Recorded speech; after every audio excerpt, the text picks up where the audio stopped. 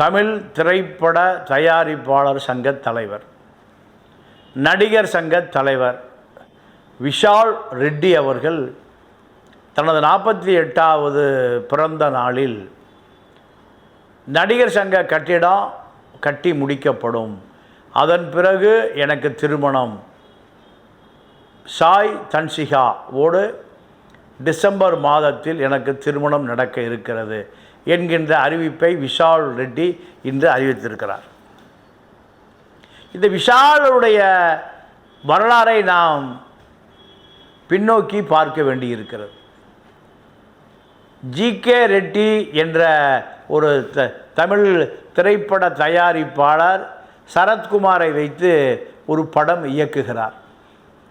அந்த படம் பல வருடங்களாக திரைக்கு வராமல் பல கோடி நட்டமடைந்து இந்த ஜி.கே. ரெட்டி பல கோடி கடனாளியாகி திரைப்பட இயக்கத்திலிருந்து வெளியேறுகிறார். இது கடந்த காலத்தில் நடந்த ஒரு கசப்பான சம்பவம். அதற்காக சரத்குமாரை பழிவாங்க வேண்டும் என்று விரும்பிய இந்த விஷால் ரெட்டி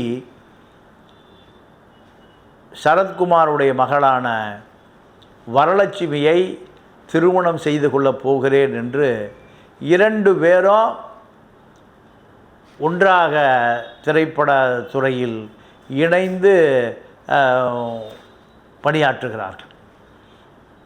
இப்படி பல மாதம் விஷால் வரலட்சுமி திருமணம் செய்ய போகிறார், வரலட்சுமி திருமணம் செய்ய போகிறார் என்று. ஆனால் அந்த திருமணம் நடக்கவே இல்லை கடைசி வரை.